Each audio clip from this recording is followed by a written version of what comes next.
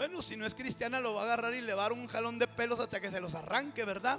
Pero, o sea, le va a manchar que el vestido, y esto le puede causar fricción, le puede causar tristeza, le puede causar vergüenza. El nombre de Pablo de Tarso, nuestro hermano Saulo, significa manchar, y también el significado habla de defecto. ¿Por qué? ¿Qué de manchar y de defecto? Porque Saulo de Tarso, recordemos que no era cualquier hombre. Saulo de Tarso era un erudito, que él, hermano, estudiaba a los pies de ¿quién? De Gamaliel. Pablo era un hombre que conocía bien la escritura, tenía diferentes nacionalidades, o sea, también hablaba diferentes lenguajes, pero conocía la ley, conocía los libros de Moisés, conocía las escrituras bien al pie de la letra. ¿Por qué? Porque un gran hombre, hermano, era el que le había, digamos, era el mentor o su padre espiritual que le había enseñado la escritura. O sea, en aquel tiempo el poder decir que Saulo de Tarso había estudiado a los pies de Gamaliel, hermano, era como mejor que cualquier instituto de los mejores de la ciudad. ¿Por qué? Porque Gamaliel era un hombre que aún el Sanedrín, la autoridad máxima religiosa de aquellos tiempos del templo, ellos le pedían consejo a este hombre. Y recordamos cuando echaron para afuera a los apóstoles, que les estaban prohibiendo hablar de Jesucristo, y que los sacaron para afuera. Y este hombre llamado Gamaliel le dijo a aquel Sanedrín, le dijo: miren, hubo un hombre llamado Teudas, y ese hombre traía unos 300 que se juntaron, y ellos hablaban de lo mismo, pero mataron a uno y se deshizo el grupo. Y luego se levantó otro hombre también, como con unos 400, y lo mataron y se deshizo el grupo. Dijo: pero estos, así dijo, pero estos parece que cada vez son más los que se les añaden. Dijo: pero ustedes hagan algo, recuerden, si esto es de Dios, va a prosperar, y si no es de Dios, se va a deshacer, se va a desvanecer. Pero ustedes, les dijo, tengan cuidado, no vaya a ser que se encuentren peleando contra Dios. Hermanos, ¿a quién le estaba diciendo? No le estaba diciendo a un principiante, le estaba diciendo a los hombres que se encargaban de efectuar las ceremonias y los rituales del templo.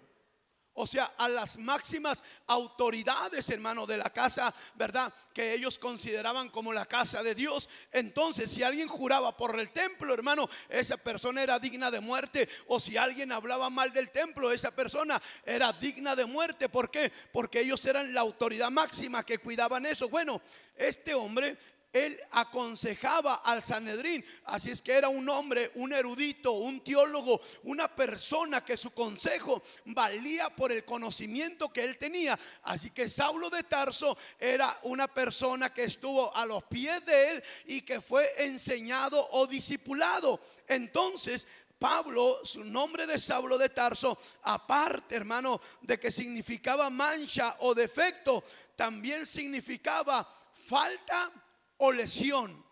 ¿Cómo es una lesión en el cuerpo de una persona, hermano? Es dolorosa. ¿Cómo es una falta en la vida de una persona? Le causa tristeza, le causa dolor, y puede abrir la puerta a otras causas que vengan también a la persona. Entonces, hermano, imagínese, su nombre significaba mancha, significaba defecto, significaba falta, significaba, hermano, lesión, significaba mancha, y para terminar, su nombre significaba tacha. Ahora, si usted dice: ¿de dónde sacó eso, pastor? Abra su diccionario Strong, búsquele, y ahí se va a dar cuenta lo que era estos significados. No me extiendo más por cuestión de que no me quiero quedar solamente en un personaje. Estamos hablando de un hombre llamado Saulo de Tarso, que este hombre, recordemos que iba rumbo a Damasco y que llevaba cartas de los principales del Sanedrín. ¿Para qué? Para agarrar a los cristianos y ¿qué, hermano? Matarlos, y a otros aprisionarlos. ¿Pero por qué? Porque predicaban del evangelio de nuestro Señor Jesucristo. Entonces, cuando él va rumbo a Damasco, la escritura nos enseña que de repente, hermano, un resplandor del cielo viene sobre su vida y luego él cae tirado a tierra. Y cuando él cae tirado a tierra, hermano, dice que de repente él empieza a decir: ¿quién eres, Señor? Cuando él dice ¿quién eres, Señor?, es porque él conocía, hermano, no solamente la escritura, sino experiencias de historias que habían acontecido en el Antiguo Testamento. Entonces, ¿qué es lo que sucede? Cuando él dice ¿quién eres, Señor?, el Señor le contesta y le dice: yo soy Jesús a quien tú persigues. Y dura cosa te es dar cosas contra el aguijón. Entonces el Señor le habla y le dice: entra en tal lugar y se te dirá lo que es necesario hacer. Porque él le preguntó: ¿qué quieres que yo haga?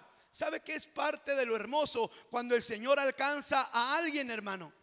Que aquella persona empiece a funcionar en el cuerpo de Jesús. Otra vez, mire, en ocasiones vemos a una mujer con unas uñotas así como de medio metro, ¿sí o no?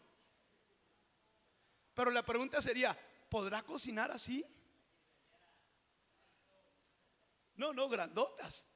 ¿Podrá hacer tortillas de harina así? ¿Sí se puede, mujeres?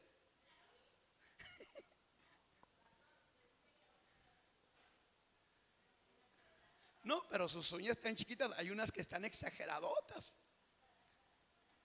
Entonces, ¿por qué hacemos esa pregunta? Porque cuando él le dice al Señor: ¿qué quieres que yo haga, Señor?, le dijo: entra y se te dirá lo que es necesario que tú hagas. Hermano, cuando alguien tiene un encuentro con el Señor y que viene al mensaje, que viene al reino de nuestro Salvador Jesús, hermano, y que esa persona empieza a funcionar. Mire, cuando venimos al Señor queremos lavar los baños, queremos barrer el templo, queremos limpiar las bancas. Si pasa un perro hasta lo queremos bañar también. ¿Por qué? Porque hay gratitud en el corazón de la persona.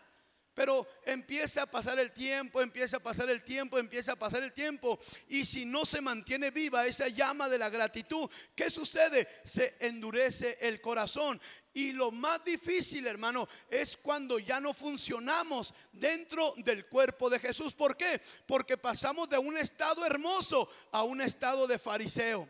Ya después nomás estamos viendo la gente: ay, mira, parece caja fuerte, no le relaciona la camisa con el pantalón. Ay, mira, la hermana, los colores no son los tacones no son del color de la bolsa. Y ay, mira, el hermano ni planchó su camisa. Ay, el hermano no volvió sus zapatos. O sea, nos convertimos en gente tóxica, que dicen por ahí, ¿verdad? ¿Por qué? Porque dejamos de funcionar en el cuerpo del Señor. Cuando el Señor alcanza a Saulo de Tarso era una persona, hermano, una persona feíta de modos, dijeron por ahí.